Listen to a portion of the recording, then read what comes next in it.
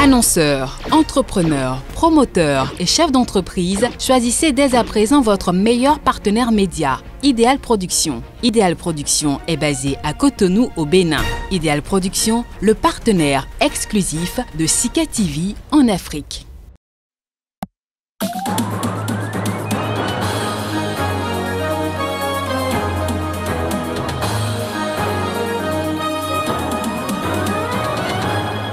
À la une de l'actualité ce 2 juin 2021, la campagne pour les élections législatives du 2 juin prochain en Algérie peine à mobiliser la population dans un climat de répression du mouvement contestataire du Irak. L'Union africaine a annoncé ce mardi soir dans un communiqué sa décision de suspendre à nouveau le Mali, théâtre en mai d'un second coup d'État militaire en 9 mois.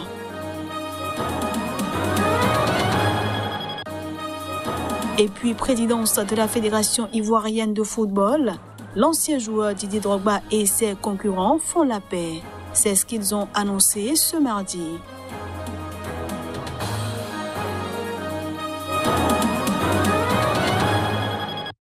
C'est l'heure de vous informer. Vous êtes bien évidemment sur Sika TV. Bienvenue à tous. En Algérie, la campagne pour les élections législatives du 12 juin prochain peine à mobiliser la population dans un climat de répression du mouvement contestataire du Irak. Il s'agit de scrutins censés apporter une nouvelle légitimité au régime, mais boycottés par une partie de l'opposition. À 10 jours des législatives, les candidats, les indépendants comme les autres, ne parviennent pas à intéresser les Algériens. Beaucoup plus préoccupés par la multi-crise aiguë, politique, sociale et économique qui secoue le pays maghrébin depuis février 2019. Autre signe de désaffection, les meetings électoraux ne drainent pas les foules.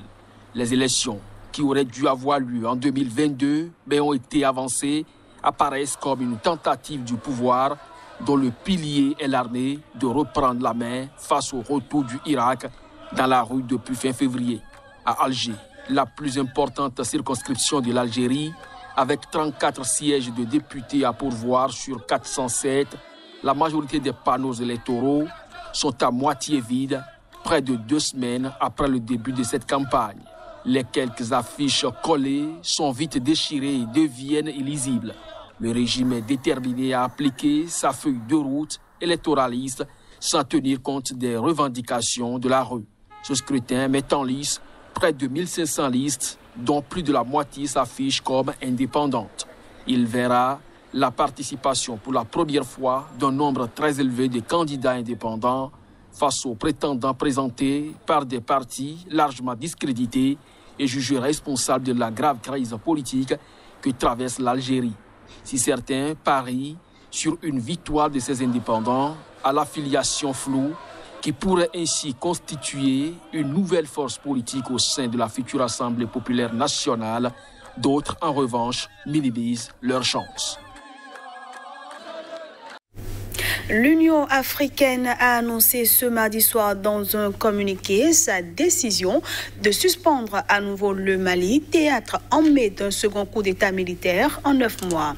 L'Union africaine appelle les militaires maliens à urgemment et conditionnellement retourner dans leurs casernes et à s'abstenir de toute interférence future dans le processus politique au Mali.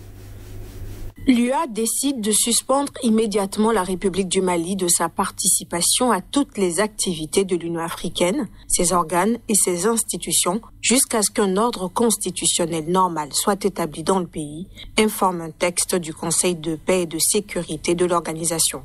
Elle demande à établir les conditions pour le retour à une transition démocratique sans entrave, transparente et rapide, sans quoi le Conseil n'hésitera pas à imposer des sanctions ciblées et d'autres mesures punitives contre ceux qui empêchent la transition, ajoute le texte. La décision de l'UA suit de quelques jours celle de la Communauté économique des États de l'Afrique de l'Ouest, qui a également annoncé suspendre le Mali de ses institutions. Ce pays du Sahel a connu 2 coups d'État en 9 mois. L'UA, l'organisation appelle les militaires maliens à urgemment et inconditionnellement retourner dans leurs casernes et à s'abstenir de toute interférence future dans le processus politique au Mali. Dans son communiqué, L'Union africaine appelle à ce qu'aucun des responsables actuels ne se présente aux élections à venir et demande la levée des restrictions sur tous les acteurs politiques, dont Daoué Ouane, actuellement assigné à résidence. Elle annonce également l'organisation prochaine d'une mission d'évaluation dans le pays. Pour rappel, en mai, les militaires mécontents d'une recomposition du gouvernement ont décidé, suite à une contestation grandissante, d'arrêter le président et le premier ministre Ban Daoué et Mokhtar Ouane, conduits sous la contrainte au camp militaire de Kati, près de Bamako. La Cour constitutionnelle a déclaré ensuite chef de l'État et président de transition le colonel Assimi Goïta, homme clé dans l'actuelle crise politique. Ce dernier a assuré que les élections prévues se tiendront courant 2022. Les habitants de Bamako réagissent après que la Cour constitutionnelle malienne a déclaré le colonel Assimi Goïta président de transition, parachevant le coup de force déclenché le 24 mai dernier contre ceux qui se trouvaient entre lui et la direction de ce pays en pleine tourmente, et ce, alors qu'il est crucial pour la stabilité du Sahel face à la propagation djihadiste. Si vous voyez que ce pays n'avance pas du tout, c'est à cause des dirigeants. Si nous avons un bon dirigeant, le pays sera meilleur. Mais tant qu'on n'aura pas un bon dirigeant, le pays ne pourra pas se porter mieux. Assimi Goïta a été nommé président. Cela m'a vraiment fait plaisir. L'acte même qu'on est en train de poser aujourd'hui est un acte qui doit être salué par tous les Maliens. Parce qu'il y a un militaire au pouvoir aujourd'hui. Il va combattre la sécurité et l'insécurité. Il va combattre l'insécurité pour continuer maintenant la paix. Mais cela ne peut pas se faire tant que les Maliens ne peuvent pas se lever pour se donner la main dans la main pour conduire ce pays-là vers le bonheur toujours. Vraiment. Mais... Donc, il faut que la transition Dire qu'Assimi ne va pas assurer la présidence de la transition, c'est de la méchanceté sans précédent. Assimi n'a qu'à faire que le bien. Il faut juste qu'il se mette en tête que la gestion du pays doit se faire dans les règles de l'art, qu'il restitue le droit. Je le dis et je le redis, ceux qui vont vendre le pays à l'étranger et venir s'asseoir en vrai chef pour un intérêt personnel, il faut les combattre par tous les moyens possibles. Tant qu'on ne les élimine pas, même si on amène l'armement russe, on ne pourra pas faire face à l'adversaire, car ce sont des personnes sans scrupules.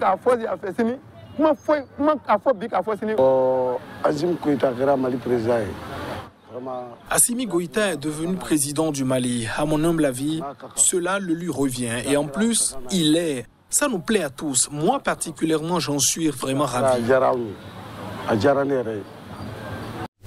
C'est un prisonnier pas comme les autres.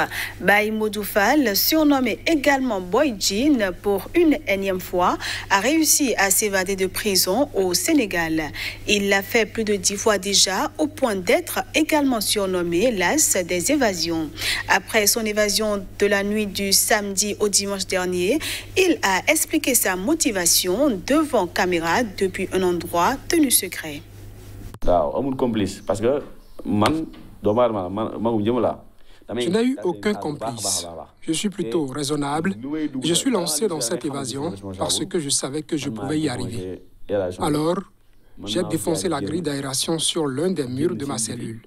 Je suis sorti seul, à l'aide d'une corde, et j'ai escaladé le mur de la prison.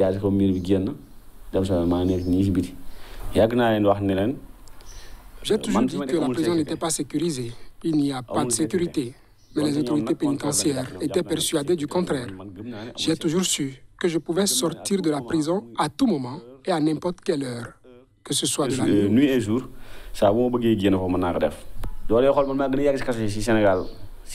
Je fais partie des détenus qui ont passé le plus de temps en prison au Sénégal. Depuis le 24 juillet 2013, je suis derrière les barreaux et ils ne veulent pas me libérer alors que j'ai déjà purgé toutes les peines qui m'ont été infligées. Ma condamnation est purement politique et le parquet abuse de son pouvoir. J'ai écrit à toutes les autorités, mais je suis toujours resté sans réponse.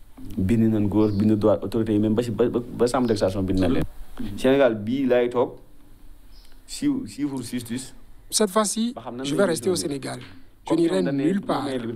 Je vais attendre que la justice fasse son travail. Comme ils m'ont toujours refusé la liberté provisoire sous prétexte que je pourrais fuir, j'ai décidé de prendre les choses en main et de m'évader. S'ils terminent leur enquête, ils n'auront qu'à me renvoyer devant un tribunal, puisqu'ils considèrent que je suis un criminel. Une note de sport pour finir cette édition. L'ancien buteur vedette des éléphants, Didier Drogba, et ses concurrents à la présidence de la Fédération ivoirienne de football, aux relations tendues, ont décidé de faire la paix. C'est ce qu'ils ont annoncé ce mardi. Avoir de l'ambition pour la présidence de la Fédération ivoirienne de football ne doit pas nous mettre en conflit. Nous souhaitons que le football ivoirien sorte de cette situation conflictuelle. Nous sommes tous disponibles pour la pacification, ont déclaré Didier Drogba, Sori Diabaté et Idriss Diallo. L'élection à la présidence de la FIFA aura lieu en novembre. La FIF a été mise sous tutelle en décembre 2020 par la FIFA, qui a installé un comité de normalisation pour tenter de régler une crise concernant sa présidence, poste que brigue Didier Drogba, l'ancien joueur vedette de Chelsea et des éléphants. Ce comité de normalisation du football ivoirien vise à choisir un président de la FIF sur le modèle de la Confédération africaine de football CAF, dont le président est élu par ceux des 54 fédérations qui la composent, chaque fédération disposant d'une voix. Nous avons besoin que le football ivoirien monte très haut.